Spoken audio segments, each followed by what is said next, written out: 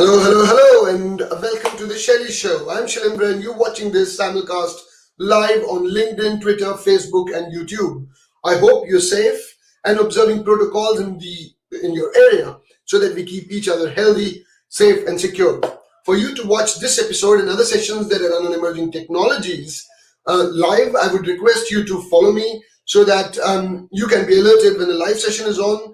This gives you an opportunity to ask questions directly to our guests. So please press the follow button if you're watching this on LinkedIn and Twitter and Facebook.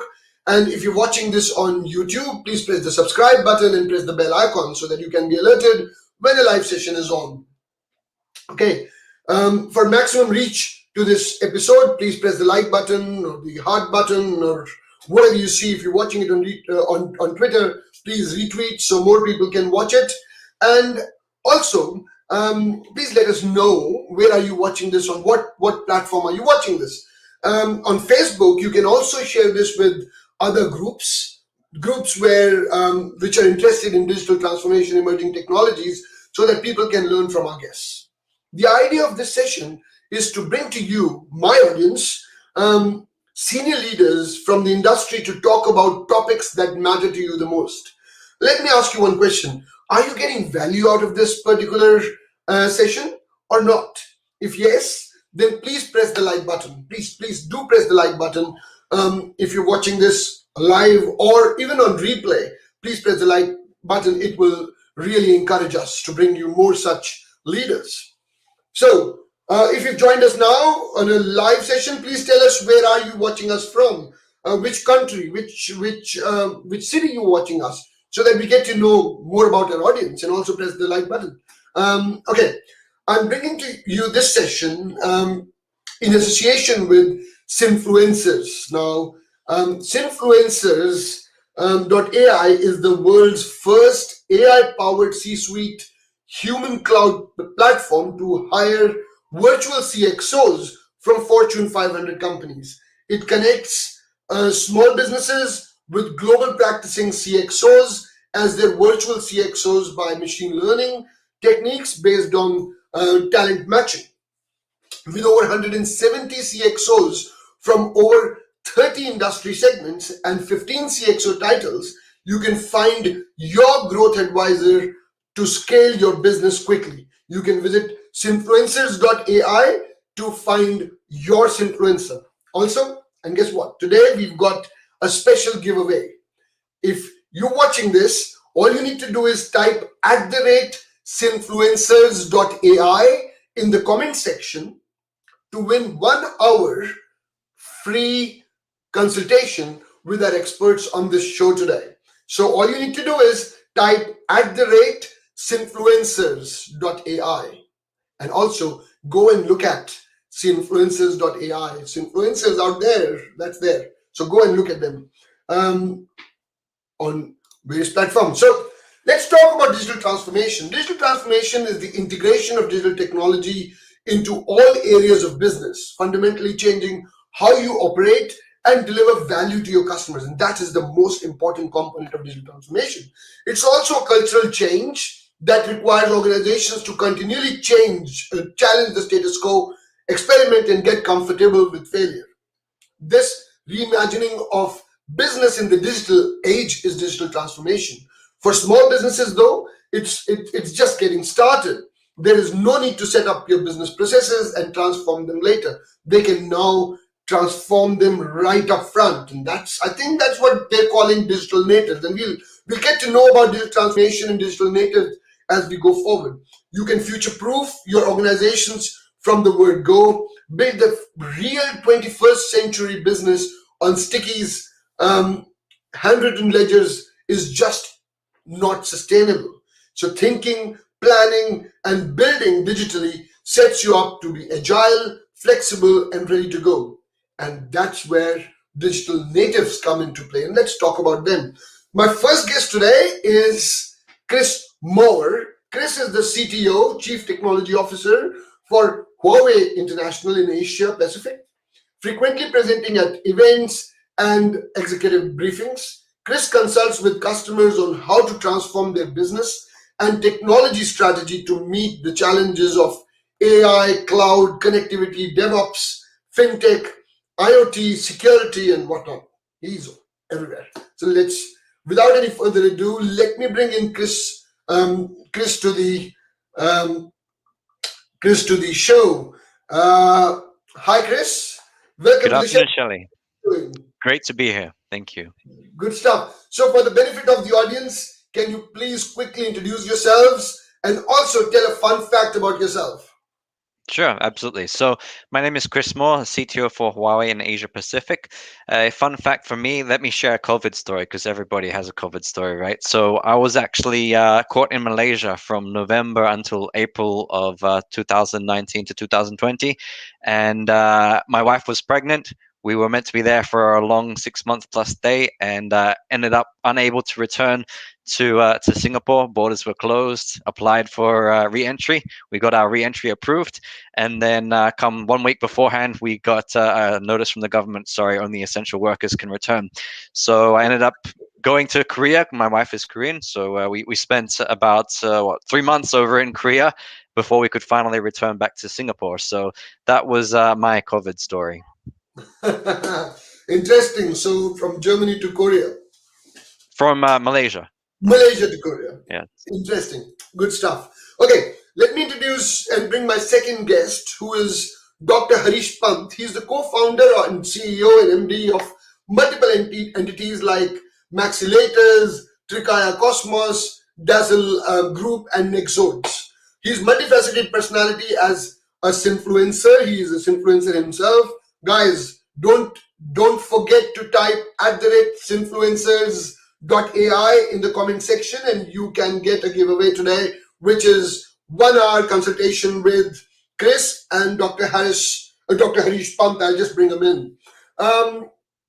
He is a global mentor, author, and a keynote speaker. He's worked in multiple sectors in aviation, automotive engineering, plastic and composites, and steel. So he's part of the manufacturing area. Dr. Pant brings 37 years of global experience. He is contemporary thought leader and has worked with companies like HAL, Maruti Suzuki, General Motors, Hampson Industries, and Jindal Group. He's won several international and national awards. So without any further ado, let me bring in Dr. Harish Pant. Hello, Dr. Harish Pant. How are you? Welcome to the Hi, show. good morning. Good morning. Good morning to all of the people who are watching this program, and they have taken time from their busy schedule. So we are here to answer their query and question, and I hope that this interaction, this conversation, will be highly interactive, and we will be all the audiences will be posing some tough questions for us, so that we learn both ways. We ourselves and they themselves. So look forward to our interaction. Good stuff, guys. Dr. Pant, can you please introduce yourself for the audience and also tell one fun fact about yourself? Yeah, I'm a mechanical engineer by qualification, and then I happened to work in multiple sectors. I started my career with aerospace, then automotive.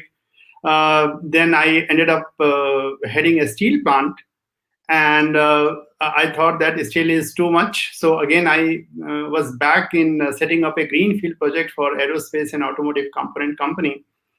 And then I turned into technology, and so I dipped myself in the blockchain, industry, IoT, industry 4.0, IoT, and those stuffs. And then a bit of interest in academics and social services. So here I am in front of you. Yeah. And fun fact about you? Fun fact is that I thought this pandemic is going to be very boring and long one for me, but I can tell you this has been the most engaging period of my life. And I transformed myself from being a job person to an serial entrepreneur, you can say. So I started 4 startups. I said one is not enough. God has given enough time, 24/7. So why not to make use of it? And I said, if I have to, sketch what are the most promising area where, if I had to start. So I identified wellness, design, then aviation. Uh, so like that, I identified 8 areas. So 4 I have already started. 5th I'm into. 6th is the book which I want to write on spiritual mathematics and quantum. So that is so like that. So I can tell that it may be a bit boring for others, but it has been full of many challenges for me in this transformative journey which I have taken from a job seeker to an entrepreneur. Good stuff. Thank you for doing the introduction. Let's jump into the topic very, very quickly. So, we've been talking about digital transformation and digital natives. In your point of view, what is the difference between digital transformation and digital natives? Let's start with Chris. Chris, what do you think? So it's a broad topic in terms of the way we can address it, but I think a very simple way is to just go back to the dot-com boom, right? What was a digital native company? It was essentially a website selling stuff on e-commerce. It was a very basic premise of what a digital native was. Whereas you had your brick and mortar shops, which were the traditional shops. Now you fast forward, 10, 15 years, we're at a point where we're seeing the traditional brick and mortar type companies trying to transform themselves to be that next level of digital company, right? So they're looking at how they change processes, how they change technology. And in some cases, you got those traditional brick and mortar companies, legal companies and these sorts of things completely moving away from being brick and mortar and being a completely digital presence with everything that we've learned through working from home and the setups that we have today. So even myself, recently, I consulted with a tax company and they're completely digital now. They're no longer having any physical presence. I think the person was on holiday somewhere in an island somewhere. And, it just gives you an idea of how it's changed in terms of the conversations and the different ways we interact. Dr. Pant, what do you think the difference between digital transformation and digital natives? Digital native term was used by Mark Pensky in 2001, long back. So even if I, take out a decade of evolution which has happened and take that from 2011 to 2021, only yesterday I was reading a mag and, in that there's a beautiful graph made. And in that, 900 unicorns which were born during this 10-year period, the last decade, their valuation is $3 trillion. And only in 2021, whatever months we have now, 6-7 months, in that the valuation of these 291 unicorns has already crossed $1 trillion. So there are two forces at work. One is the tech companies sitting with the huge valuation, where people know that this is the future and money and resources are available, talent is going there. So that is the one force working. And with this kind of a massive, assets with them, which was available only to the government entities in the past, or the public sectors, so to speak. But now this kind of a money coming in the private, enterprises, and with the tech weight, we literally living in a DIT era, which I call digital innovation and technology era. So all these three multiplying, and with this kind of a valuation, they have wherewithal to create entire ecosystem. And whatever deficiencies have been there of last hundreds of years, they will just squeeze it out in a couple of years. So this is one force working. And it's the second force, which I will say from the other side, is all the incumbent companies, all the traditional companies. They know that this kind of money is coming, and they are struggling towards, improvising their business processes, decision making, all the tools, techniques, anything and everything which is available to them. They are trying to make a sense of this new ecosystem which is evolving, and say where they can fit in, sort of, And so this is the second force coming in. So with this kind of a dual force coming towards the evolution of human and the world, this is only going to get further paced up. And I can say that whatever evolution we have seen in the last 10 years from 2011 to 21, I can say that in the quantum of changes which we are going to see in the coming 5 years, it will exceed all and any evolution which has happened in the past. So with this kind of a thing, we are already into digital native state. So the digital native is that it is already created, it is all set, and we are at a slow pace of technology and digital making sense. Like blockchain, if I speak, AI, we speak, we know that it has tremendous transformative force. So it is in a nascent stage now, but as it picks up, as parallel implementation happens all across the world, even the bottommost of the pyramid, as they adopt the technology, as it becomes cheaper and cheaper, the impact is going to be now onwards exponential. So we are already a digital native, whatever is or circumstances of poor or super rich or whatever. Innovation is found now in every nook and corners of the world. So to speak, we are already a digital native now. No, Though you mentioned transformation, but we are a native. Yep. So you mentioned blockchain.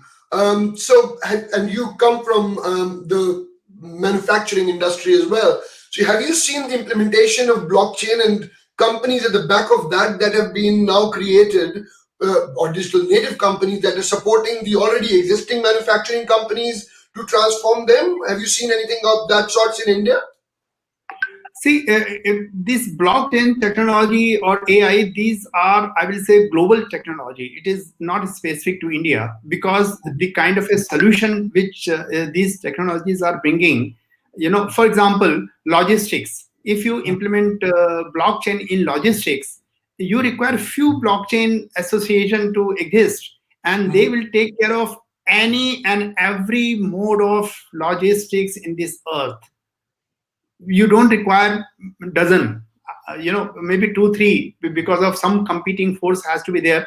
Otherwise US Congress will say not too much power to one tech company, so anti-competition, those clauses will hit in.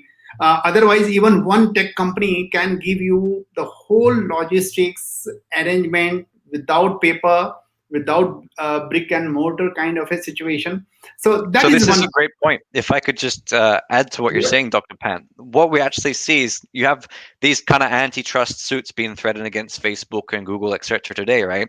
But all you end up with is smaller organizations that are subsidiaries of that original company, right? Which are niche. So if we're exactly what you're saying, sure, Amazon has its logistics capabilities and everything, and they can go develop that and they call it Amazon Logistics and have it as a completely separate company.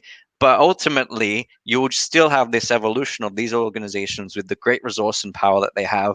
They can do their own little skunkworks projects. They can test project A and project B to figure out internally which is the best potential solution. Project A and project B can compete against each other until you get the final result of whatever they choose as the best technology to suit.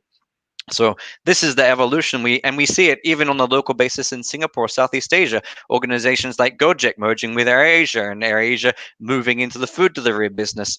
This evolution of a platform or a single kind of multi-application that can provide all those services. Absolutely. Absolutely, very well said. Before I get to the next question, and I really have a question just related to this. All people who are watching this, please press the like button and also share it with your network so that more people can watch this. And also, if you've got a question, I think there are more than 50 people watching this episode at the moment. Guys, please put a question in the comment section and I will take that question. And don't forget to type @Cinfluencers.ai in the comment section to qualify to get one of the giveaways, 1 hour with each one of these two gentlemen. Okay. How do you see, guys, and this is to Dr. Pant to start with all that manufacturing industry at the back of it, and I'll focus on manufacturing for a minute and then we will get to other industries as well. What do you see the relevance of digital transformation and its adoption? Do you see that lot of organizations in the manufacturing industry now adopting digital transformation? Or is that to a different industry? So let's take industry by industry, and I'll come to Chris in a minute. But Dr. Pant, what do you think from adoption and digital transformation from manufacturing point of view? See what is happening. We are into transformation happening, which is multidimensional. If you, for example, you take mobility. Yep. Now, when we talk mobility, we know that it's shared and it's electric, it's ever connected, and because of these three, four, and autonomous. So because of these four factors coming in together, they are redefining how we move around, in the world, anywhere. So, and because of the technology, the kind of a travel, the distance we wanted to travel, and the reason we wanted to travel, that definition itself is changing. So this is one aspect of it. Second aspect of it is that now cars are going to get connected with all the sensors and radars straight to the satellites. We are going to have 5G, 6G, these coming, and you will have a car which is ever connected, and it is a smart car, so to that extent, and the moment it happens, now this asset can be utilized. The car, we know that it is hardly used 5 to 10%. Maximum is a 10% any person uses. So 90% this car has been idle. So going forward, as the electrification happening, as the shared happening, as it is more and more connected and it is getting electrical. So what is happening? Number of the cars and their utilization, that itself will go for a change. The moment that happens, now it comes down to when you are having a high-tech car as compared to traditional car, the cost shoots up. And we know that, because the ICE engine cars, they have advantage of billions of dollars invested, trillions of dollars invested in creating infrastructure, and that's why they are very cost competitive. And now you have a new technology which has to compete with this, ICE vehicles. So what is happening? The whole technology of automotive manufacturing, that has gone for a dramatic change. And we know that the value addition per cubic meter of a building is the highest in the world with Tesla company.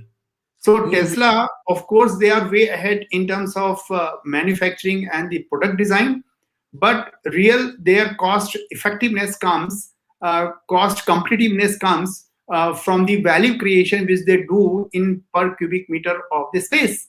And this, again, in the coming generation of the vehicles which are coming, the Tesla, Elon Musk has very clearly stated that he would be able to reduce cost by 57%. So now when the cost goes down by a factor of 57%, you don't, it's a high school mathematics, which way customers are going to go. So, so what is happening, because of these top-down, from ecosystem to a sector and to the customer preferences, lifestyle changes, that is necessitating that new technology, much higher, value product, to be provided at competing price and far better value vis-a-vis incumbent industries. Because of this contrast happening, all the wisdom of the human being, that is getting embedded in your processes, manufacturing, product. So you have machine learning, AI, you name it, and they are getting embedded with the products and processes and companies and so on and so forth. So this is the one aspect of this transformation. And the second set of transformation is that digital slicing and dicing is happening. And we know that even quantum, even quantum dicing has been done, and the people say that future security will be quantum based, where you quantum slice, and that only can provide the future risk. This thing. Second thing is the digital confluence is happening, and third is the digital integration is happening. So when the digital integration happens, then you see the whole product and solution, those aspects have gone for a massive change.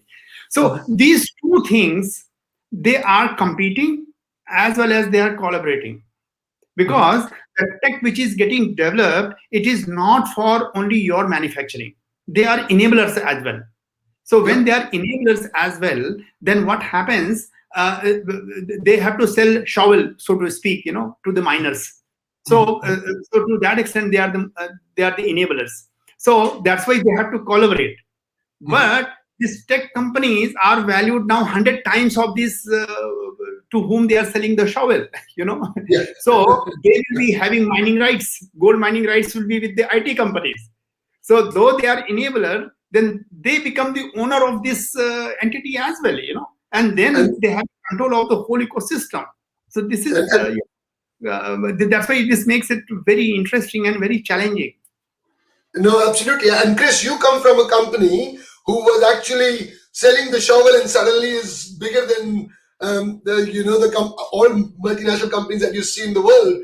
What do you see in terms of digital transformation and adoption in the market when you reach out to these large giants who were like very, very offline once upon a time? What do you see in the market around transformation and adoption?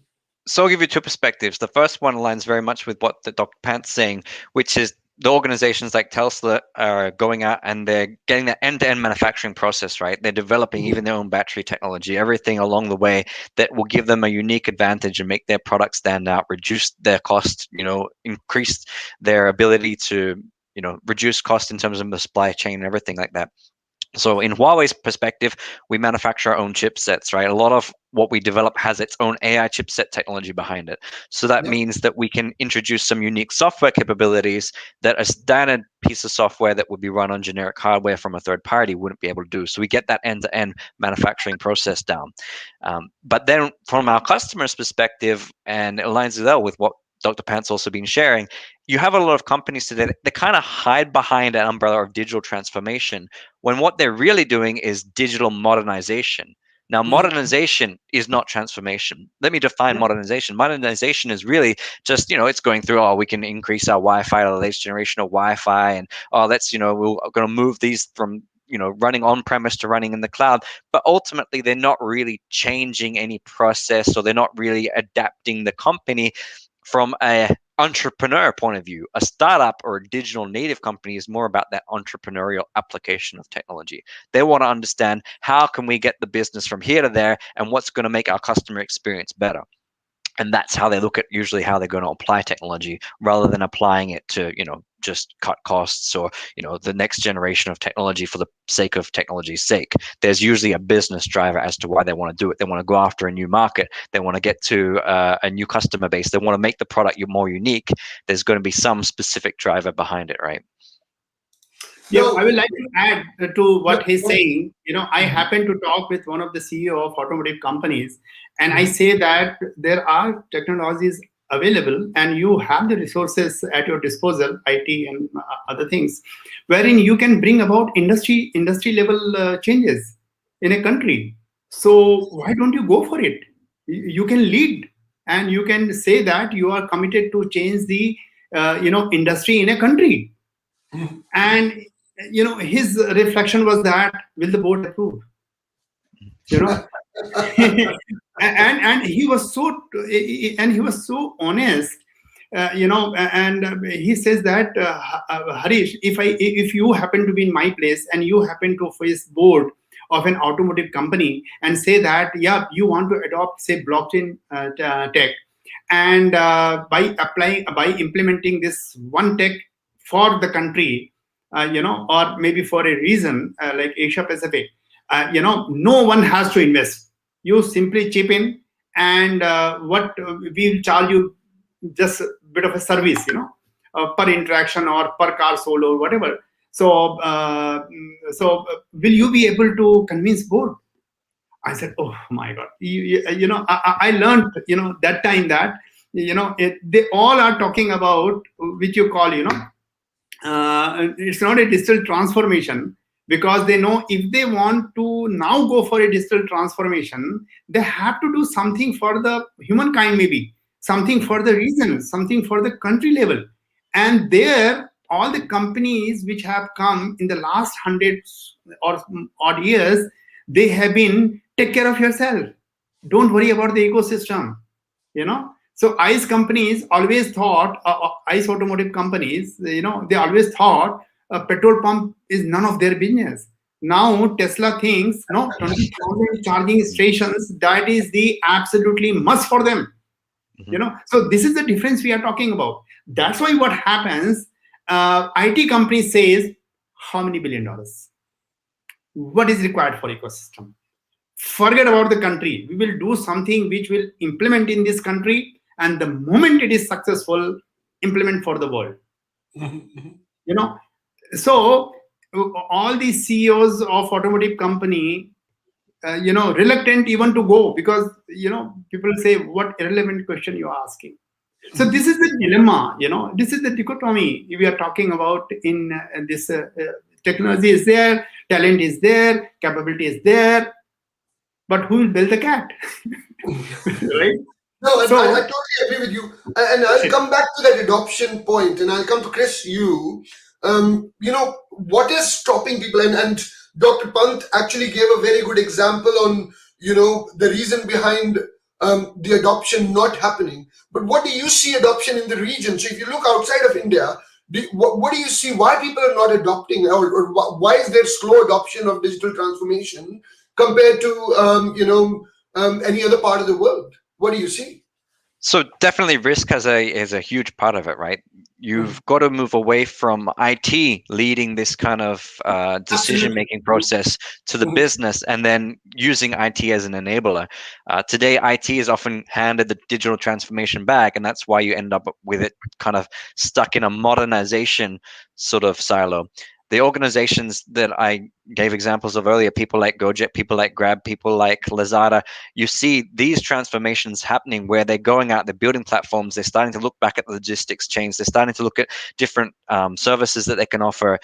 They may have originally been in one area of business and then they completely diversify. For example, AirAsia going from flights to food. People wouldn't have ever made that connection. And in a lot of cases, people are still asking the question, why did AirAsia go out and buy Gojek in Thailand? And there's actually a complete different reason behind it than a lot of people thought. It's not like an extension of the airline at all. It's actually they're going after a complete new market, though they do have a captive customer base, right? So all of those people that were flying the airline before, they have that customer data, they have that sort of information they can leverage.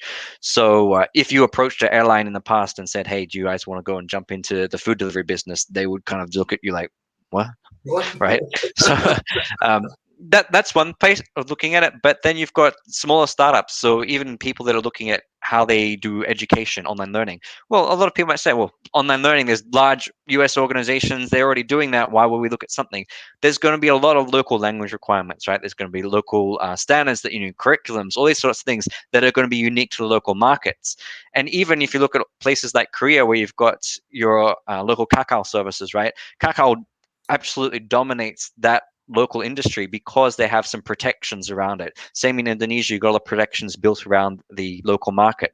So even though you have these big Goliaths like Uber and everything coming in Southeast Asia, we know ultimately Uber didn't work out, right? It ended up merging with Grab. Great decision for them because Grab's taken the local market and they have a percentage of share. But you've got these scenarios where the localization gives that ability for local organizations to actually take the risks and make those investments that Dr. Pant was mentioning earlier, right? So you do have the capabilities and you do have organizations which are willing to make those big bets. Mm-hmm. Well, that's interesting, and just to add a bit to that, I've dealt with organizations who used to say, well, we don't have to be digital, we're fine. We're fine with what we're doing. And then when they saw competition, just as you mentioned, Dr. Pant, Tesla taking over and saying, well, now I'll build a car which is not a car but a computer. And suddenly, everyone had to take a decision to jump into that area. And electric cars have become, very important. And I'm just wondering how important will be petrol or fossil fuel going forward in the next couple of years, how important that will be, and how will those organizations or those companies who've just spent so much of money and time onto those areas, how are they going to drive that kind of a discussion? But I think adoption will, my mom used to say, you do it happily and you'll be laughing, or you cry and you do it anyways. You'll have to do it. Yeah. And I think that's where we'll have to get to. Guys, if you're watching this and if you're liking this conversation, I'm really, really loving it. Please press the like button. And also, if you've got a question for Chris or Dr. Pant, please put that in the comment section, and I will take this this question to them in the Q&A section that we will have very, very soon. Okay, I would like to add here what he Yeah. was saying, reflecting on that. See, we are talking about here two spaces. One is the personal space and one is the professional or out space. So in the personal space, what is happening, whatever latest is coming, everybody is adopting because it makes life much easier for them. You know, like e-commerce, it is propagating across the age, across, many places, it is happening. Because, so wherever the personal space is concerned, wherever value proposition is right, and there is not much of a psychological hindrance, adoption is like wildfire. It is exponentially happening. Now comes the professional space, or out space. So there now are the decision makers, and now the decision makers have two dilemma. One is the P&L account of Excel sheet, where in top line, bottom line, and this is the margin, and this is a linear this thing, and how to manage and manipulate and still be every quarter profitable. That was the game.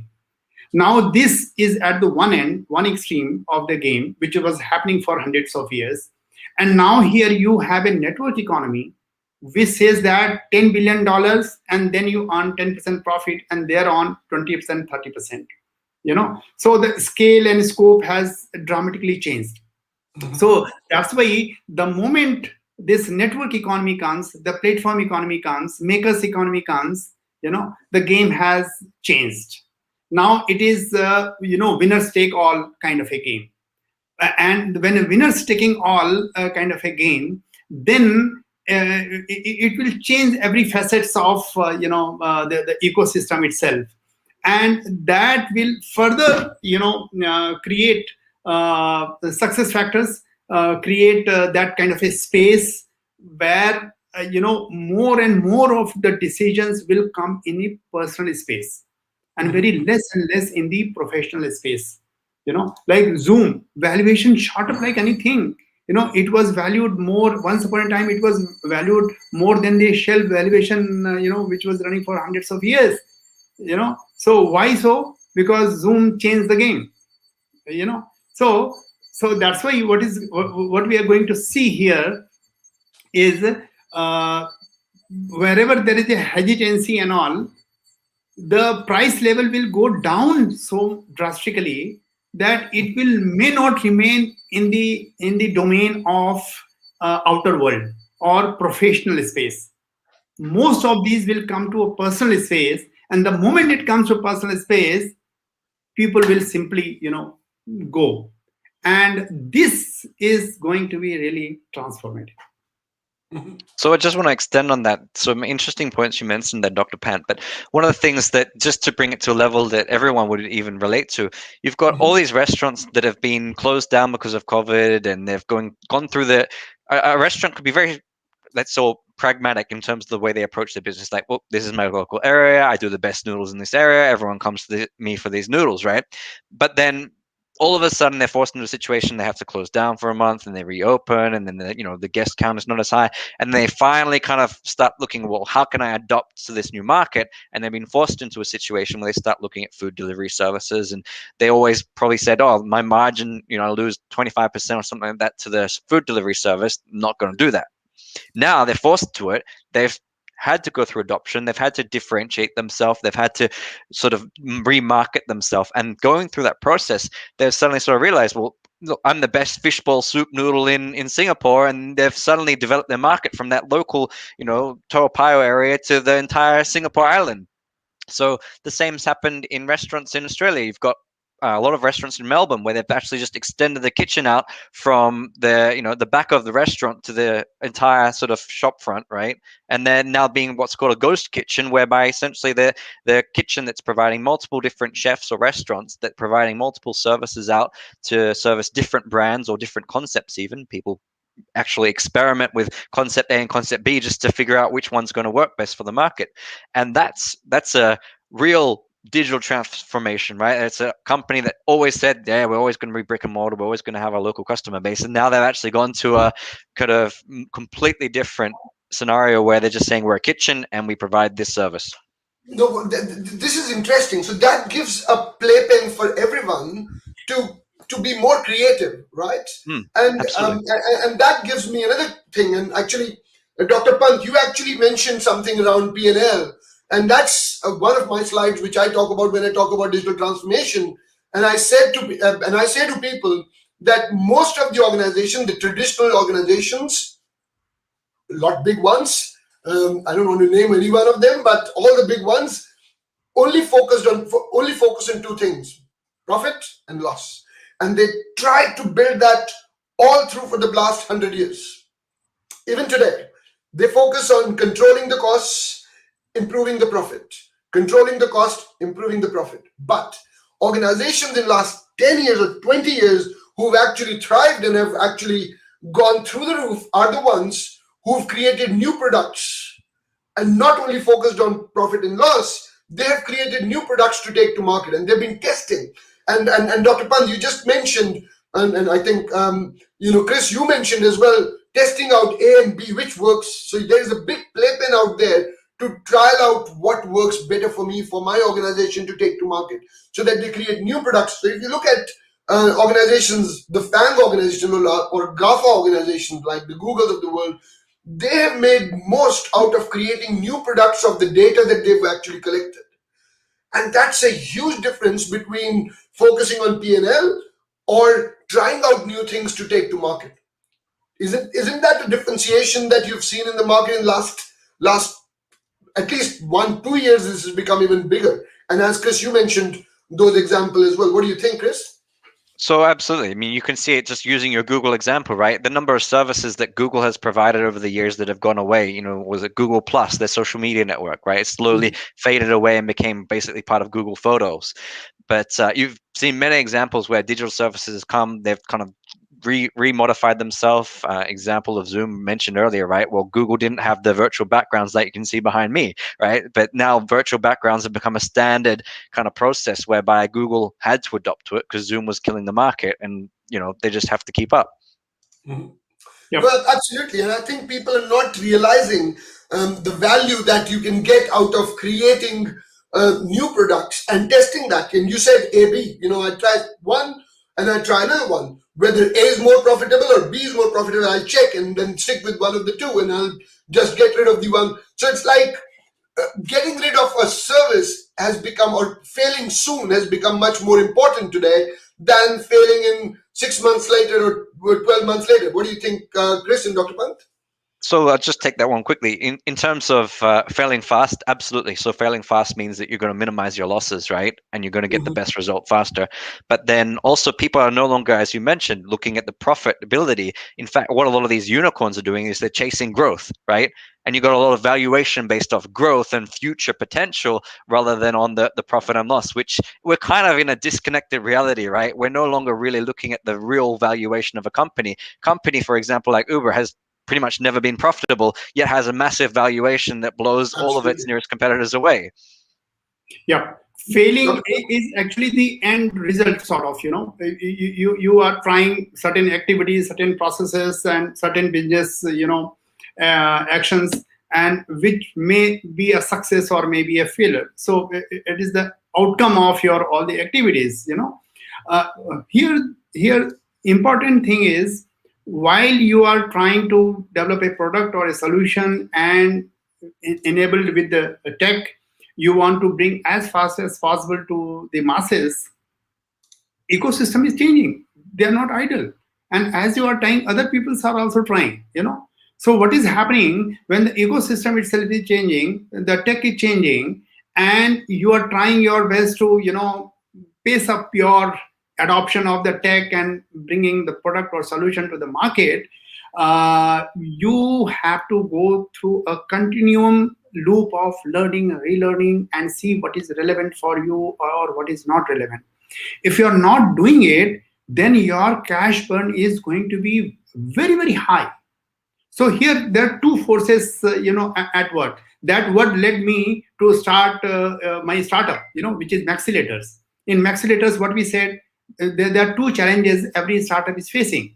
A, maximize value, because if you are bringing any product, by the time you are in the market with a solution or a product which is inferior in value, no buyer is there. Okay, so you have to be at the cutting edge of providing value, but at the same time this is not good enough, because if somebody accelerates, and brings this faster than you, your game is off. So you have to accelerate as well. And when you want to combine these two, what it means? It means that you should have a cutting edge talent with you. If you don't have it, don't shy. Pick up the best talent you can get in. Don't shy, because you will otherwise burn out. Whatever help and resources you require, bring it. Whatever tech you need, bring it. So what happens? That's why you require some, third party assistance maybe, wherein people will say, see, this is the value proposition and this is the acceleration. Let us multiply both and zoom ahead in getting the outcome. And what happens here, in every interaction, this learning loop will get intensified.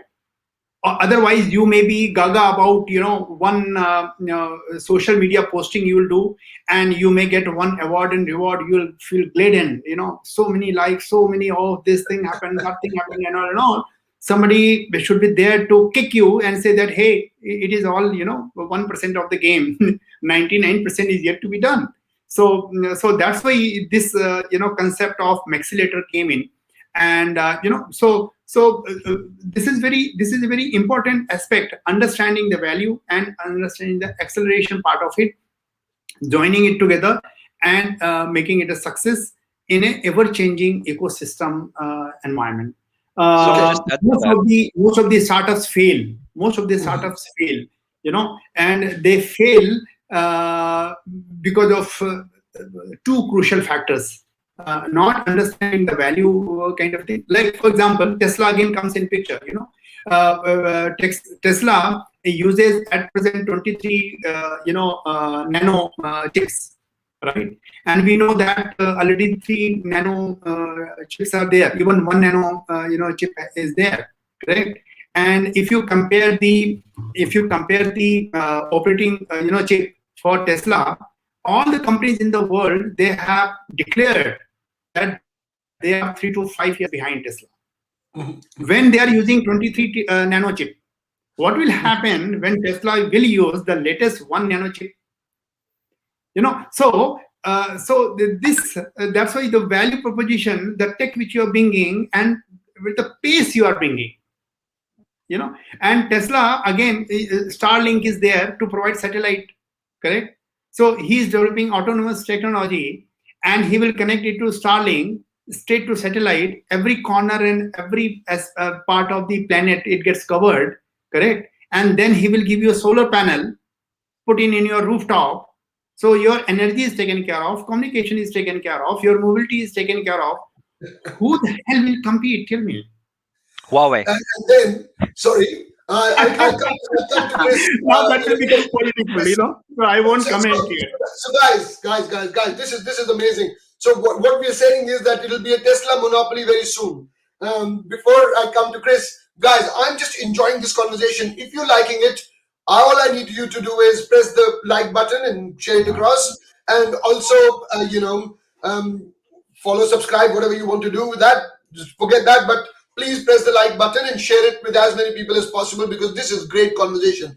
And I have so many questions. If you've got a question, put that in the comment section, and I'll take that question very, very soon. Chris, coming to you. So are we thinking of having a Tesla monopoly, or what do you think?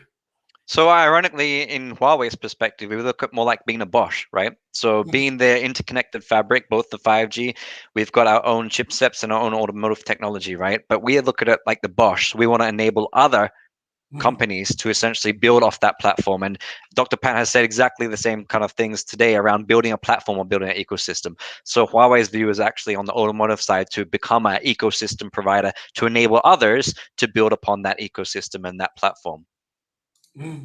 That is brilliant. Okay, let's talk about startups for a minute and think about startups. So we said startups are failing quickly, but what is the difference between startups 20 years ago, 10 years ago, and the startups of today? How do they think? Is there a difference in their thought process as well? And I'll start with Chris Yu. So I think that a lot of people start globally now today, right? They look at the global market. You do have some which look at the local market, and more players are starting to do this as a niche because of protections and things that have come in to help them, and incubators from governments, etc., also to help them, which is a point you mentioned earlier, right? Trying to get government subsidy and government funding. But definitely there's been a change in the way people approach the market. And also organizations like Cinfluencers have come to market to actually provide that level of expertise to organizations that typically they wouldn't be able to get. I have organizations approaching me for advisory roles where they want that level of advice from a senior official who's had the experience that typically they wouldn't have access to that kind of resource in the market, right? So Dr. Pant earlier is saying, go and get the best resource you can, but in some cases, these startups can't afford that resource. So organizations like Cinfluencers come to market to actually make that resource available. And that's something that's definitely going to change the way startups can approach things, because they can get that resource and they can get that advice. Dr. Pant, what do you think? Yeah, in the past, what used to happen is that companies used to make 10-year. Even automotive companies used to have a 50-year horizon. I was in product development, so I have seen that. What are the emerging technologies coming and how it will percolate down to say design a better steering. So that kind of a relation used to be there. And so people used to make a blueprint sort of how to adopt those emerging technologies in your business. And then there used to be 5-year, 3-year, 10 years plan, to assimilate it and then bring better products and solutions. Now the whole game has changed. Okay. Now game is that tell me why you will not implement the latest. What is bothering you? And if whatever is bothering you, how the hell it cannot be cracked? Yep. Again, for example, is the electric vehicle, comes in picture, wherein battery cost has been taken worldwide as a challenge. So cost wise, range wise, safety wise, dead weight wise. So these are the challenges. And all people are saying, we will crack it. We will crack it. We have to crack it. And all the universities, multi-billion dollars investment happening, and they have set a target. We have to crack it. So nowadays we are talking about the possibilities, and when you talk about the possibilities, why it cannot be done today itself, why to wait tomorrow, then what happens here? You are talking about bringing quantum phenomena to happen. It is a parallel processing happening, which has a huge impact factor. Rather than a chip which is the smartest and smallest and the fastest in the world, that is happening. Of course, that will make the whole world more efficient. So in terms of startup, those technologies are helping any startup to be damn efficient. Maybe 100 times more efficient as in the past. But at the same time, there is another phenomena happening, which is the quantum change phenomena happening in parallel. Like battery technology, I can tell you 100 companies put billions of dollars and parallel researches are happening. Vaccine development, same thing. 20 countries came together and they said that best of the our guys, let them put to the task, and they were interacting real time, and all these approvals and all happened, and billions of people are getting vaccinated now. So this is a quantum phenomena, parallel working, parallel processing happening while you are designing one nano chip, while you are designing a trillion chips in a trillion transistors in a chip, while you are going for a satellite, this thing. So that's why the effect now is bring the science fiction today on board and crack it for tomorrow. Yep. It is Very well about said. the get this possibility today, not tomorrow. Okay. So The can game I has changed. ask? So that's Can why I what ask? one more point. One more point. So nowadays, if you see a business, it has become gamification. You know, Yep. and people are still not able to apprehend that, and but it is already it is a gamification. One more example I can give you. If you want to look for a talent for a say VP IT or CTO, for example, you want to go for a CTO, what is the method? The moment you will post in any media, there will be 10,000 applicants within few hours. Yep.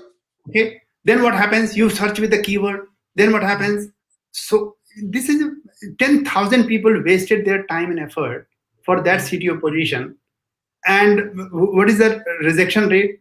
Too high. If you put a gamification, what happens?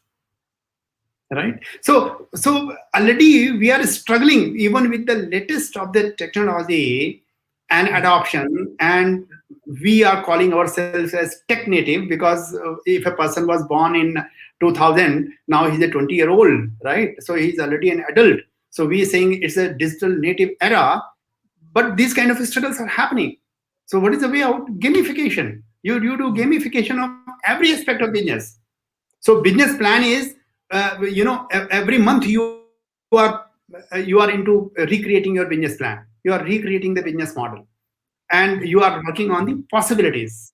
So this is a change. So that's why now the startups which look like they are designing a game, they will have an exponential success rate, and they will become unicorns, and whoever wins, he will take it all.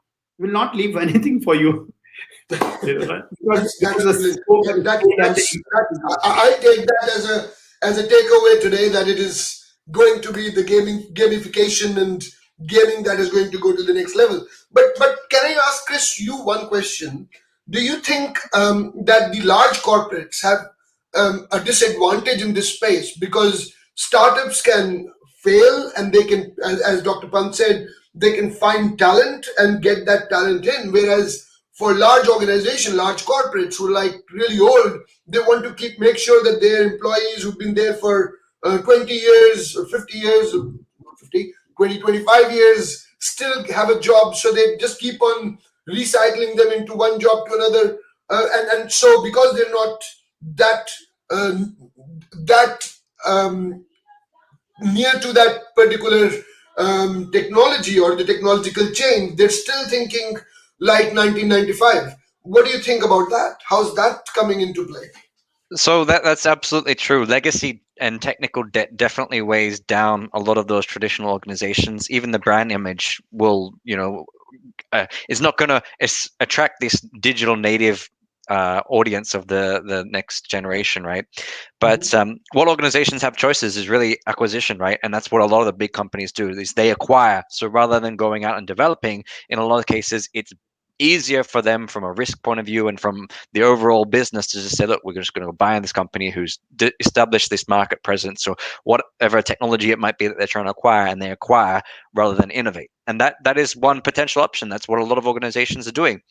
Then you have the other one where they go up and they set up a new brand, which is the modern, flashy brand of the old legacy company. And that is also another approach that organizations are taking to deal with this sort of dilemma of, what do we do with the old brand? The old brand has so much customer base and everyone is invested in it. Will we go and carve out a new company and new customer base with the new logo and everything else to try and attract a new audience or a new service to market?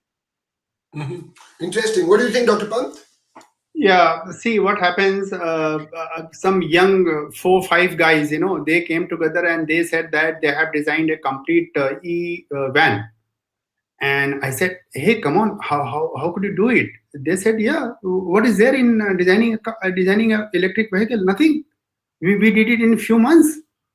So I said, okay, I get it, but your competitors are multi-billion-dollar, people, and likes of Toyota and other people who have the wherewithal and all the strength and the capabilities. So how are you going to compete?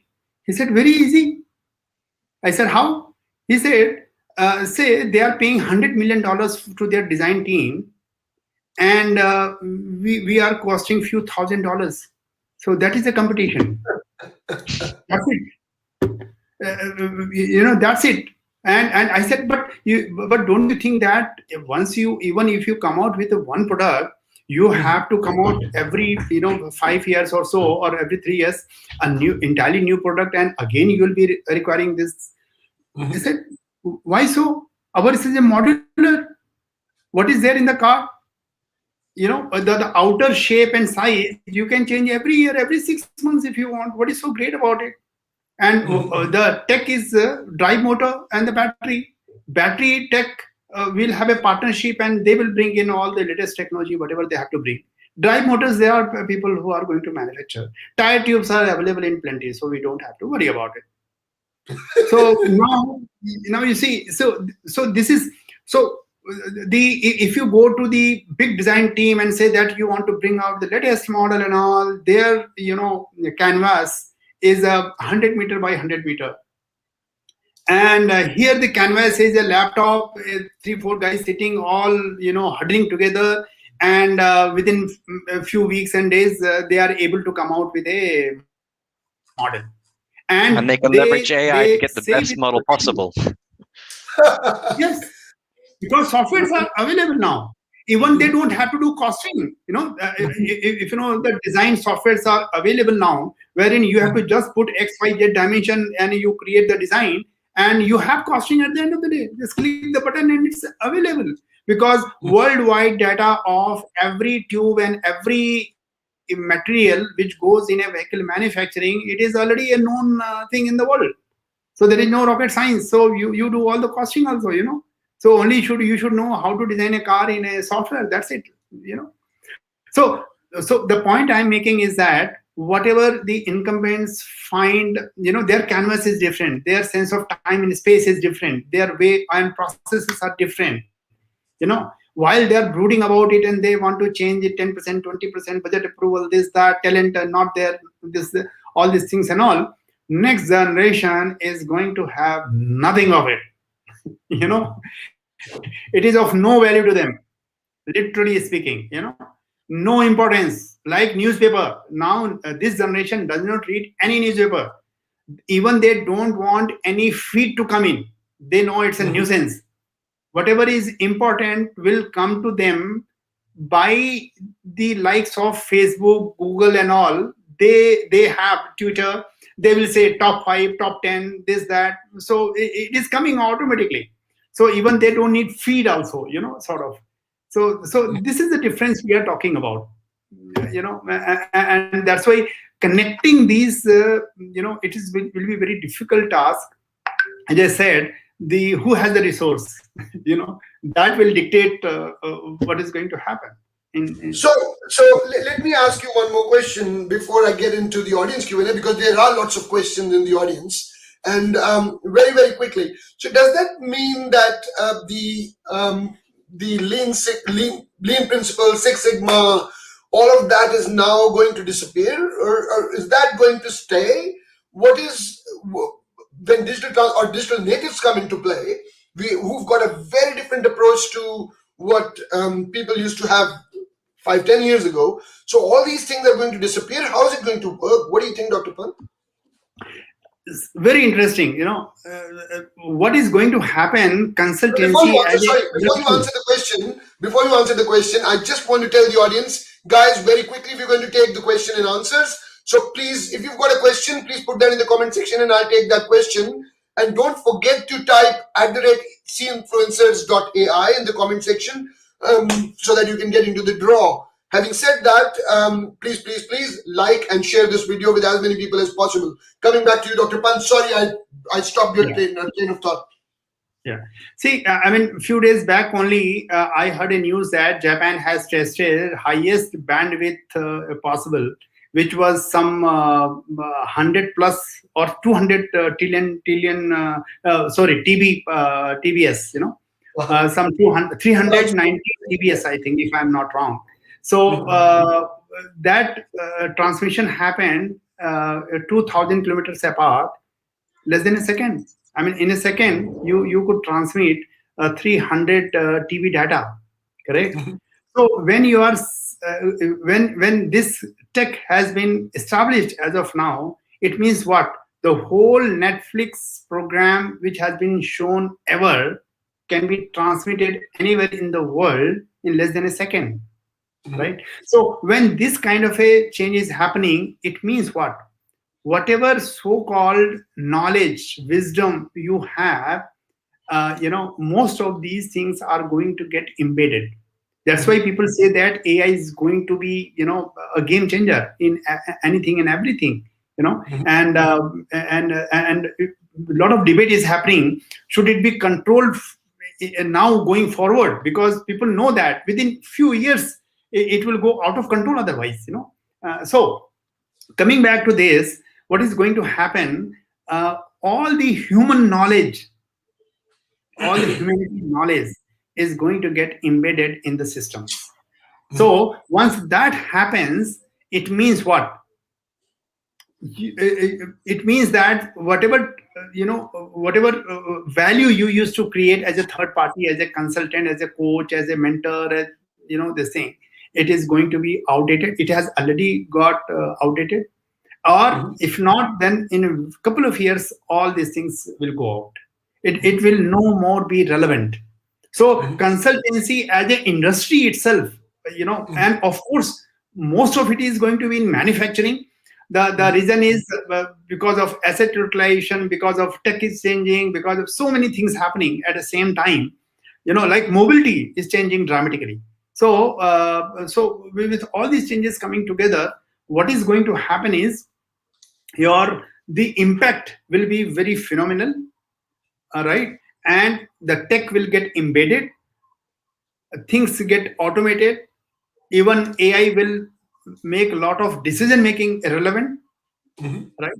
So then you will be left with what only an intelligent human can do, and this space will get shorter and shorter, right? And so that's why, to keep yourself relevant, your de-learning has to be faster than your learning, so keep on de-learning and then relearn and keep on learning to keep yourself relevant. That is the So just only to way. Dr. Pant's point, it's interesting you mentioned about consulting and consulting being no longer relevant. So they say that you never hire a consultant for an outcome that you don't want, right? You always hire a consultant with the outcome in mind. So it's to your point, though, that basically organizations in the startup world and digital native organizations very unlikely to hire a consultant because they already know what they're trying to do and they're already testing it. They're not hiring somebody to tell the board, well, this is what we think, because they already know it and they just go and do it. Mhm. Interesting. Okay, so before I get to the audience Q&A, one last question. So, what do you want? What if you were to advise the CXOs of today, considering the digital transformation and digital natives, and to accelerate digitally faster? What do you advise the CXOs of today, Chris? Uh, Typically, what a lot of organizations doing is pitching IT at the problem, but IT is too busy firefighting, keeping the lights on with the legacy infrastructure. So the idea there is to move to as much as a service as you can to take that technical debt off your team. Then your team can be refocused toward innovating, and you can do that in skunkworks type projects, the AB methodologies like we mentioned earlier. You can do that because you might even look at setting up a special purpose vehicle or something like that with other organizations, with government investment even, to do a specific task. And that is another way that you can look at embracing this move to digital. Mm. What do you think, Dr. Pant? Yeah, survival is not mandatory. So, CXO has to decide that how long a shot the company has to play. Uh-huh. And so current performance, immediate performance, vis-a-vis, longevity of the business, and what is the trade-off, that has to be decided with all seriousness, and even that can be made only when you have network of people who can advise you. Even though consultancy is maybe out of scope now, but still you require that bandwidth, that capability, and which many a times will reside out of your organization. So so you have to make an arrangement to engage them. See influencer comes in that space, where you have possibility of engaging with the best of the minds from the industry, and you can straight network with them and say that, okay, this is my business. Now you bring a fresh perspective and guide us that what should I do, how should I play my game, and can you define a trajectory for me, because this multi-dimensional aspect has become very, very important.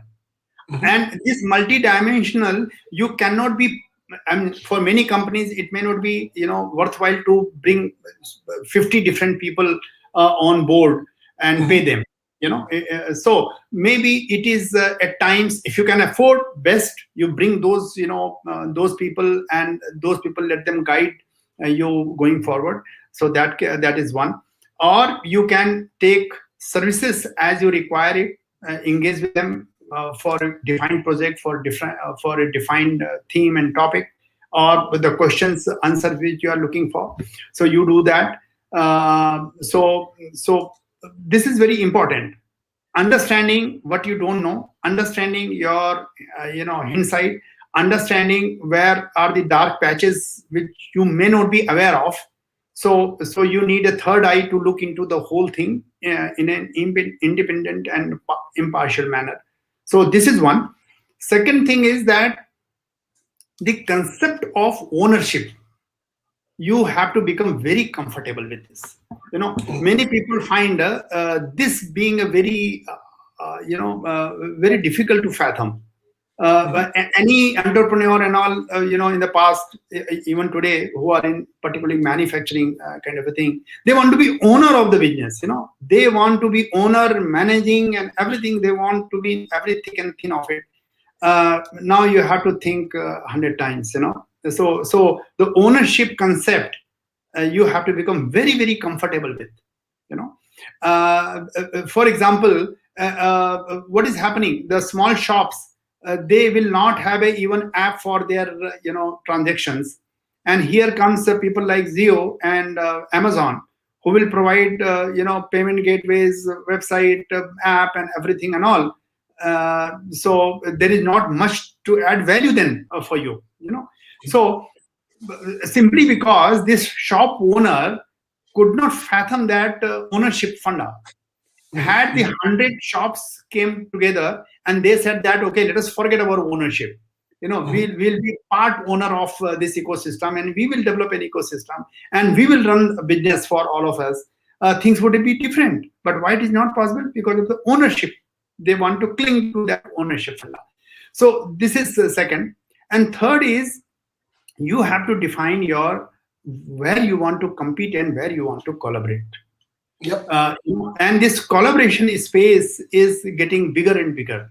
It is not possible. Even in tech, if it is tech is not handshaking from one to another, the government will come, political pressure will come, bureaucracy will come in, or local resistance will come in, wherein they will not let it happen.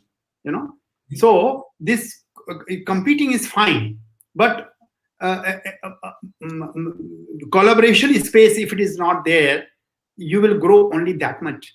That's why if you see, even Amazon has introduced 2 critical clauses in their they call principles of working recently, wherein they understand that collaboration and working for the good of the people, that is a very, very important aspects of the business, and as they grow, it cannot be set aside.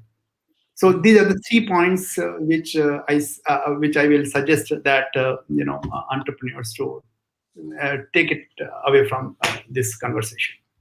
Good stuff. Thank you. So thank you very much, guys. I really enjoyed the conversation which I had and all the questions that I asked to you guys. Let's quickly get on to the audience Q&A. And audience, this is your moment. And if you've got a question, please put that in the comment section. I will take that. So this is your time to ask questions, and I will take one question at a time, and we'll do one question by one. Also, please don't forget to like and share this video with as many people as possible. I'm thinking of doing a this as a multi-level marketing. So as many people you like and share with, they will like in ahead, and so more and more people will learn from these two gentlemen out here. So very quickly, get to the audience Q&A.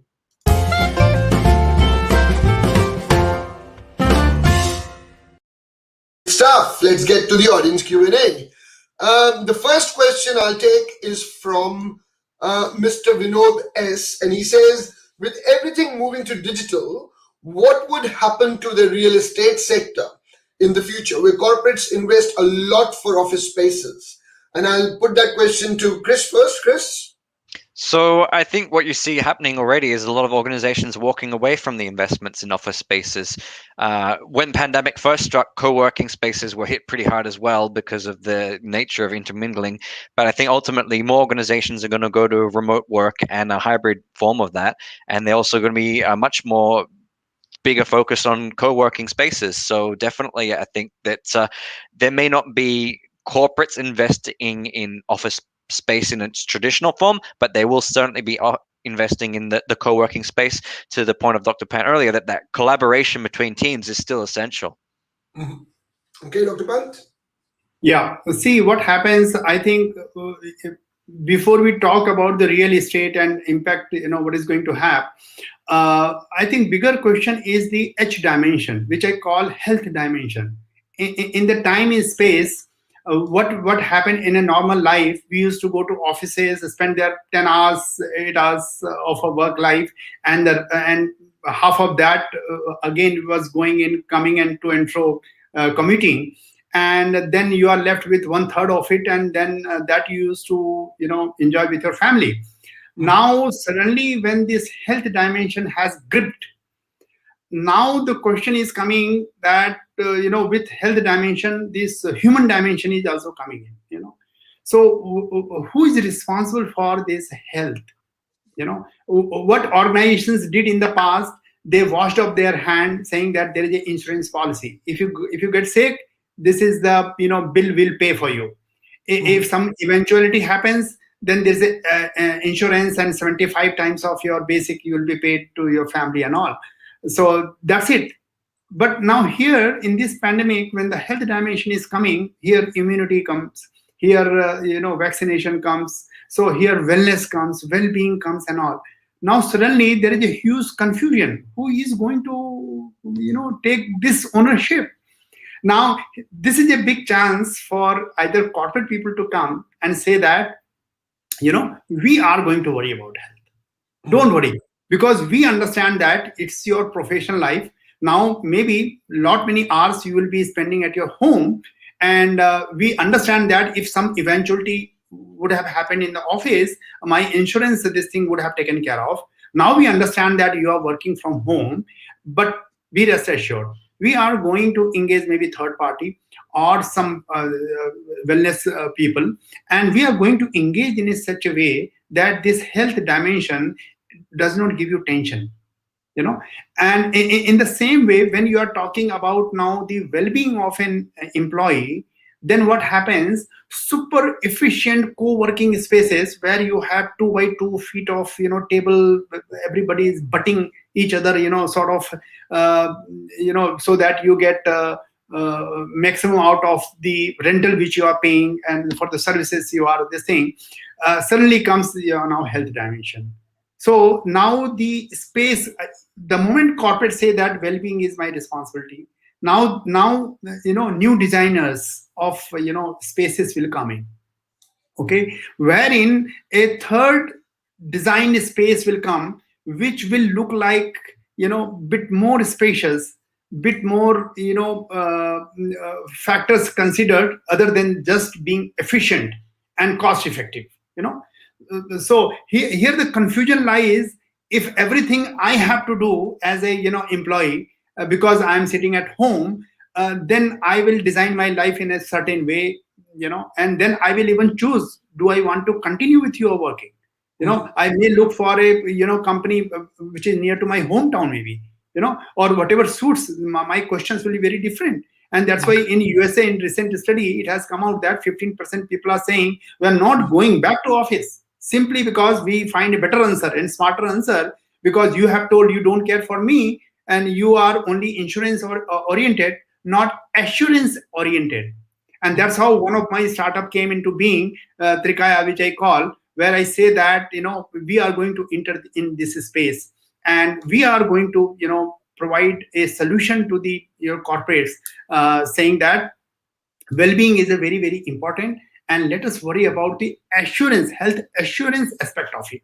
And the moment this health assurance funda sinks in, the whole dimension of work life, where you work, the real estate, design of the real estate, how people interact, the way they interact, everything gets readjusted and redesigned. And this is a reality. It is going to happen. Okay, let's get to the next question. Next question is from Helle Ottesen, and this is from, and she's from Denmark, I think. And she says, this is of very much relevance. Where to dive deeper into these topics from Denmark? Chris, any idea? So my immediate answer would have to be, if you're in a startup or in a legacy organization, you can approach Cinfluencers and we can have a consultation, right? We can actually advise you. We can dive into how it affects your organization and what might be applicable for the organization, be that business process or be that technology. But then, of course, then there's unlimited resource available today online, right? So just as a topic, if you punch it into Google, you will take yourself in a million different directions. The problem then is how you decipher that information and make it relevant to you. So Cinfluencers is definitely sort of the key in terms of applying that information to how it is relevant to your business. And I'll run a draw, and if you win in that draw just after this, then you may be lucky one to get connected to possibly Chris or Dr. Pant and see if they can help you going forward. So let me get to the next question very, very quickly. Or Dr. Pant, do you want to add anything on there, or should I move on? Yeah, only thing I say that when you are a startup and this is a new age startup, then I think you'll be flexible in terms of your ownership. And see, the startups, why you are getting into a startup, that you have to ask yourself. If the answer is that you want to make an impact in the world, okay, then you will not be very choosy about who is owning and who is advising and who is suggesting this, that, and all. And if that is not the case, then what happens? You will invite the right talent to be part of your team, okay, and you will engage with them. And I also keep on advising not many people in pro bono basis.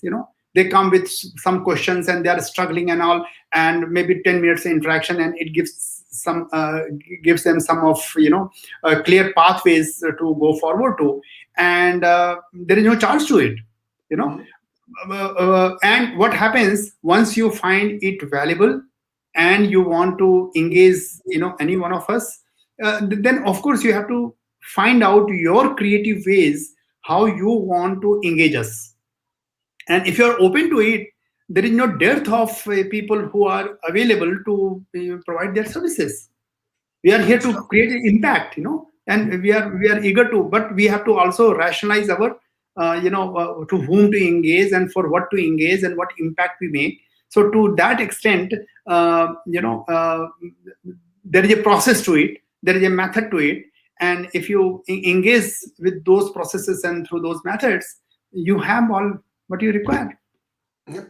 Good stuff. Let me quickly jump on to the next question. And the next question is from Yadvendra Sahai, and he says, can specific examples be cited from Singapore or India of shift to digital native? Is it different from digitization? Or he said even from Korea, if you've got any examples. So Chris, do you want to go for it first? Yeah, absolutely. So, I mean, digital native is essentially born digital. Digitalization is what we've mentioned earlier, whereas that modernization, right? So it's taking a traditional process and trying to, rather than being manual, make it automated in some way or fashion.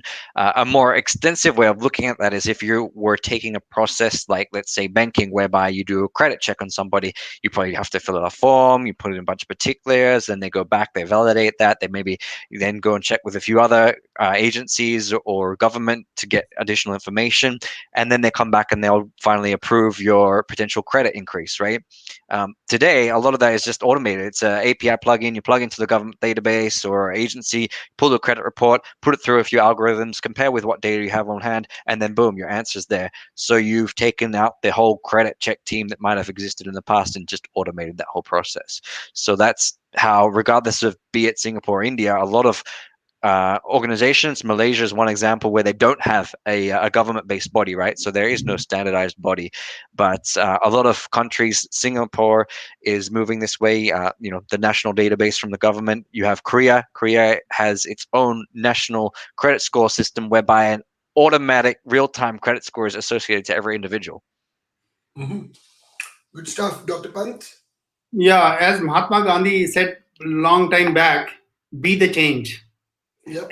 I started 4 startups during this pandemic. I haven't met a single soul. And this is the co-founding of a company wherever, each one is a different ownership, I being common in all. And this thought came that no, we have to go for registration of the company and do all this blah blah blah blah. I said it can wait. It can wait. Start XYZ company. It doesn't matter what is the value you want to create. What are the 90% or more you can do where you are sitting, and you can think of the complete solution, complete product design, your business process, everything, even to the extent of, if you are, say, in Dassel Group, say, for example, we have also printed a tag, latest smart tag, people check in, check out system, which is the latest in tech, So we said, latest tech, if we have to design for a aviation sector, you don't even have to register a company. That is not a constraint for you. So this is a paradigm shift.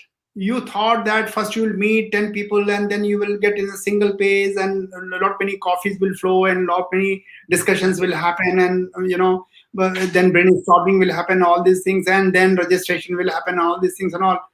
We said it's all 18th century, it's not required. Okay. And even if a company is not registered, we know that SPAC, right, which is happening in USA, correct, where companies are going for $1 billion valuation like this within 24 hours. So a tech company goes and in SPAC, they are getting associated with the financial company which has all the resources, and you have a listing in the happening, which is $1 billion valuation, and it's not one or two, dozens of companies have come up in the last 2-3 months. So this is the digital native. You don't care. Okay, but this registration is required. Some stamping is required, or even that is online and all. Even that is 18th century now. That will happen. In due course it will happen. It is none of like Revolut is one company which has developed this bed, they say, for the automotive vehicle, this electric vehicle. They have just created a bed which has all the tech, steering and all the drive mechanism, everything, it is. Now they are selling this tech to 10 auto companies, So even Amazon has invested in this, So in this kind of a model, you don't worry about registration, this, that, and all. That will happen. That is given, And of course, some countries are far better in ease of doing business. India was lagging behind. Now it is galloping. It is galloping by day. And because of this pandemic, huge investment is happening. And within 2 years, you will find India will be at the cutting edge of the technology in the world. It is going to happen. It is all set. So these traditional processes, even they will go for a quantum change. But what I'm saying, this is no more a deterrent now. You 4 people come together, you come out with a value proposition, you create a platform and you start working, and eventually all the government of India processes, all these things follow through. And Okay. what name you give and what, it is of not much of a consequence. I'm So this conscious is of time, Dr. Pant. Let's the move change, on to the next question. That's the example. Yeah, okay. Next question or next comment is from Raktim Singh. He says, focus on hyper personalization. That's what fan companies have done. And to add or connect another question, and this is the beauty of what we're doing. I'm connecting a question on LinkedIn or a comment from LinkedIn to a question on YouTube, and that is, what do you think? Do you think data and analytics will play an important role for hyper personalization of services being delivered? And I'll start with Chris. So I think when you ask this question, you need to put in context, and let me give an example. Hyper personalization, even at the level of email and websites today, right? A lot of marketing being done online. Organizations are now able to actually identify a user, where they're coming from without logging in or anything. They just look at a bunch of session data, figure out who you are and what company you're potentially coming from. They can put your company logo on the website. They can put all sorts of things to personalize that experience for you. And then it becomes more about user experience rather than personalization. You're just making it more about the user themselves. And what is that journey of the customer? What would they go through? Are they going to come to the website? Are they going to look for certain products? And you'll probably pull data about that customer from third-party sources to even personalize the experience, having some judgment on, look, we've got some inference that this customer is interested in this service, so you bring that service to the front of the page, right? So that is definitely going to change the game, because typically a website's been more like a brochure, right? It's just a passive kind of thing. Now you're actually bringing it to the understanding of, we know this information about this customer and we can actually customize to their need. And just to extend that point, why is it valuable? Well, essentially, that is the service that you're delivering and the customization for the user. To give 5G and 4G as an example, countries like Japan have actually gone and built standardized 5G for the entire country, rather than everyone building their own towers and building out 5G individually, right? So you're no longer competing on the infrastructure and the value of the infrastructure. You're actually competing on the service that you deliver over the top. And that's where that personalization and uniqueness of the service comes in. No, I totally agree, because that's what in India they did with making data and voice and data absolutely free, because they were using the data to do all of that hyper personalization at the With back end. Geo, right? Yeah, Yeah, with Geo, absolutely. yeah. Dr. Pant, do you want to add something here? Yeah, see what is happening. Even this is becoming 18th century. Data analysis and decision making based on this. Even that is becoming 18th century now. The latest model is like, one of the emerging concept is that buy now, pay later. And this space has suddenly come up. Oh, yeah. Yesterday there was news that Apple is going to introduce. Buy now, pay later. So this is a space where I don't think much of a data analytics is going to work. It is like, creating a future space. So in the future space, you are saying that, which is riskier, but people know that this space exists, because with the buying there is some amount of hesitancy. Some decision still gets entangled. So how to create a space which is like beyond gravity? So till now, most of the businesses have taken care of ecosystem gravity.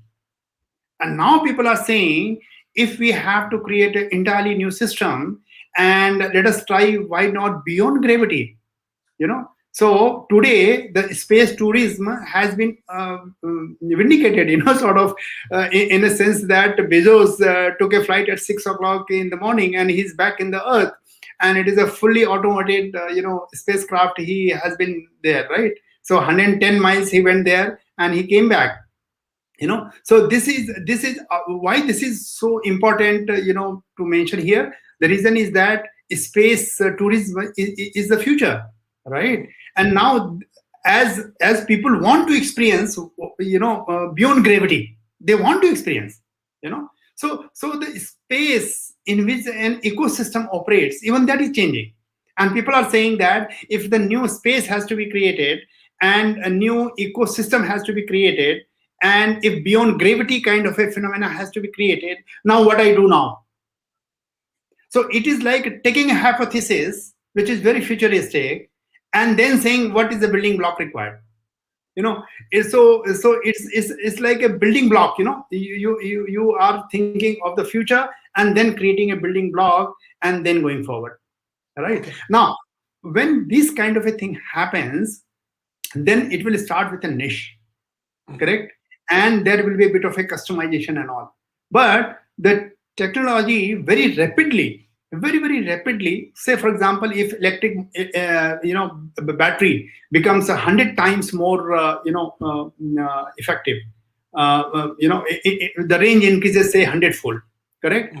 So next rocket may be electrical rocket. The moment it happens, now space has become a tourism which is for mass travel, and this is very much thinkable, as we speak. So from that perspective, when the technology is in a flux, so there will be a portion of the client base or customer base where you will think of customizing. Otherwise, most of the customization will happen making it available real time. You want anything, like a vehicle you want. Previously, it used to take a month. Now you can book it and online and get the vehicle in a few hours. And delivered to your home.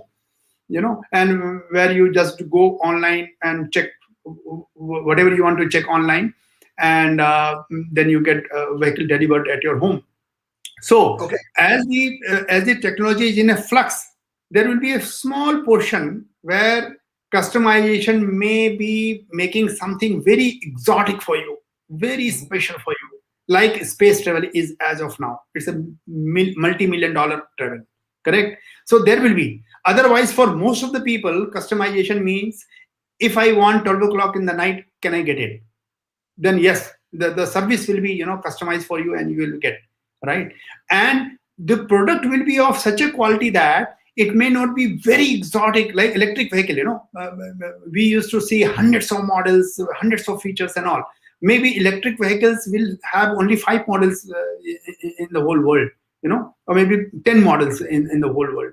And all these vehicles will give you certain level of comfort, certain level of excellence in terms of product and solutions and so forth. So this is where the data and the analysis, it will continuously keep on evolving. And as much as we go for edge computing, machine learning, AI, those things happening. So some of the customization will happen on auto mode as and when the things are getting delivered to you. Right, like if a product is a software driven, like Tesla, again one example comes in wherein you update the software automatically in the night, and it happens all across all the vehicle will get updated of the software.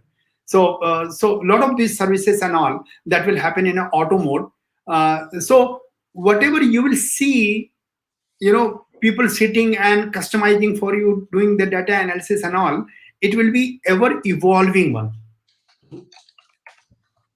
Okay, now getting to the last question, and I've got only time for only one question, and let's very quickly do that.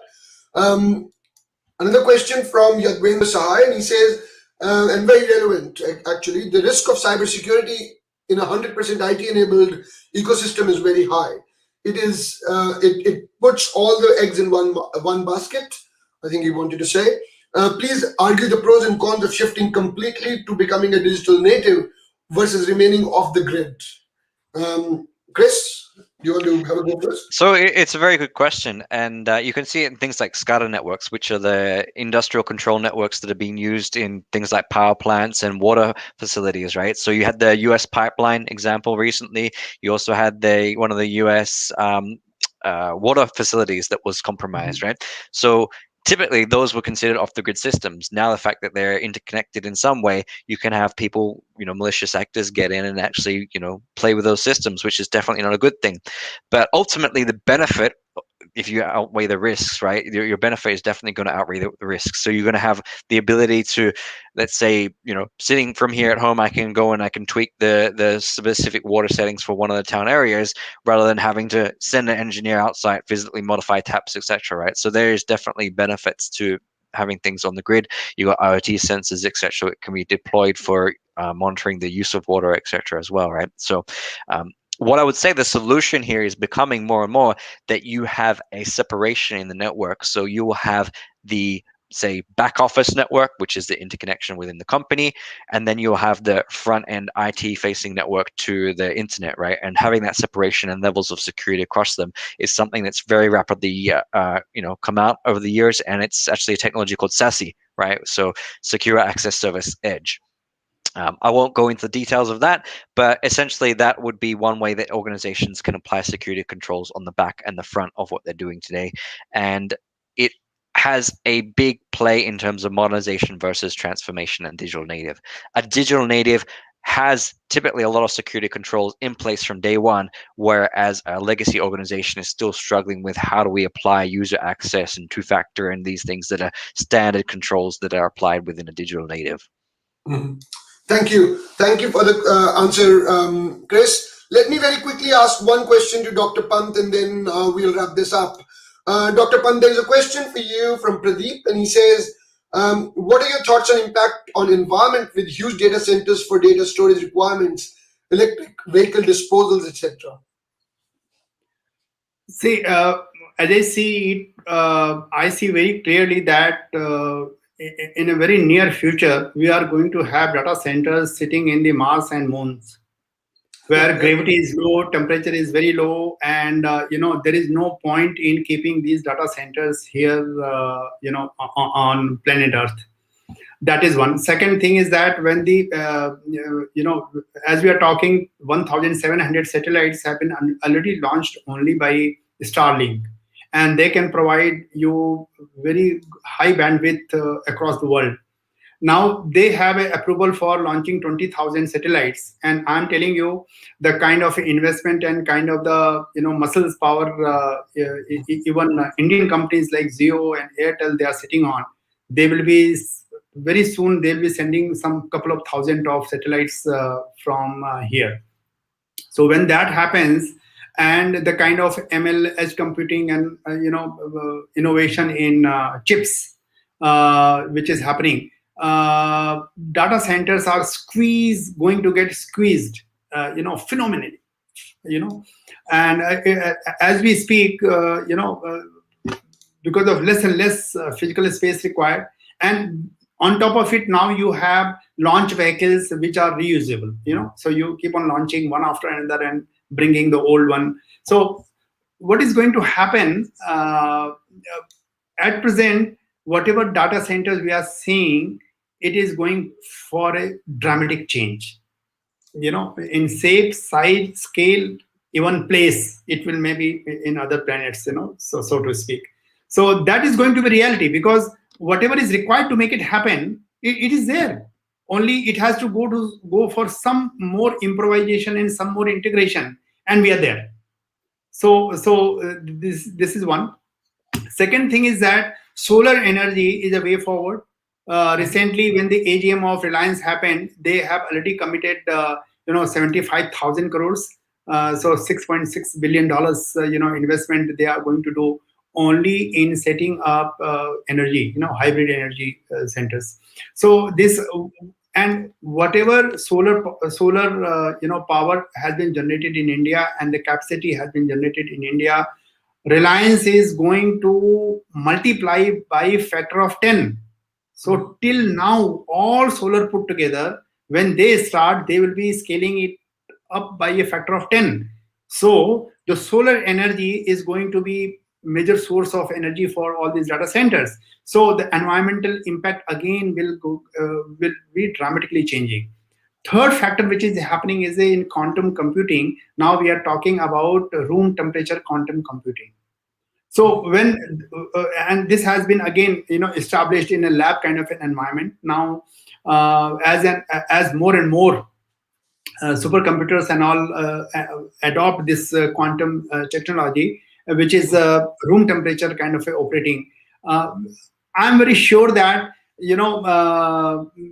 this will go for a phenomenal change, and we will be able to protect our environment, and the negative externalities which is involved at present with the data centers. It will change up by a factor of 100, 100th. So I'm less concerned about it, knowing what is happening in the tech era as of now. And lot of batteries which are going to be recycled from mobility, they are going to be also as a backup, batteries, and this will also expedite solar energy adaptation for the data centers. And we know that a lot of equipment they are getting designed, whether it's a telecommunication or and all, they are requiring now 1/10 of the energy, and this innovation is happening every day and every year. So Good stuff. future is So bright. thank you, Dr. Pant, and thank you all to all the audience for the questions. Very quickly, I'll just do the 2 giveaways that we have to do, and then we'll just look at wrapping it up. So give me a second, and I'll get to the giveaway tool. There we go, and let's start first for the first draw for Chris.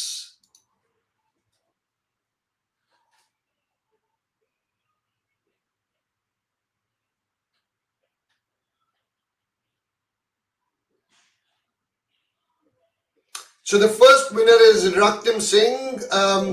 Chris, you can get in touch with Raktim, and you can have your one-on-one session with him. Absolutely. Raktim, please reach out to Chris, or I will make sure that works out. Let's Look do forward the to it. second draw.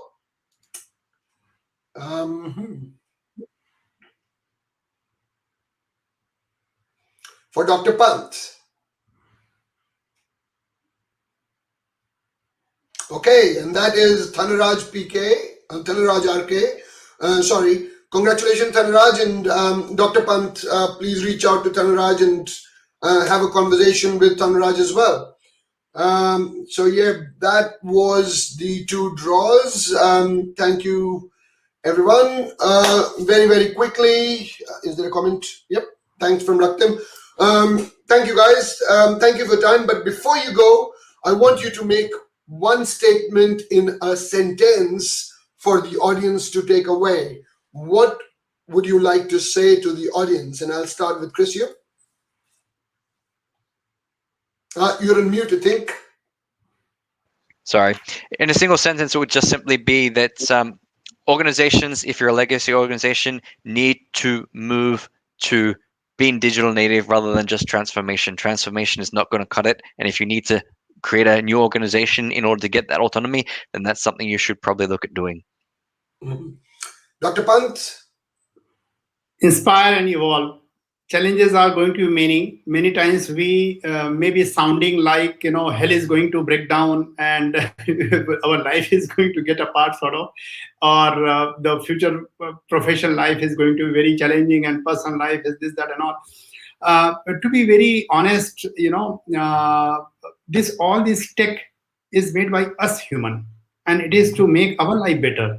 And there is a positivity, there is a positive force at work in the universe, so we should take these challenges very positively, and we should be inspiring, and with this inspiring attitude, evolve. So inspiring and evolve, these are the 2 words. Thank you very much. Thank you, both of you. It was a pleasure having you on the show. Thank you for your time. I really appreciate it, Chris from Huawei, and Dr. Harish Pant.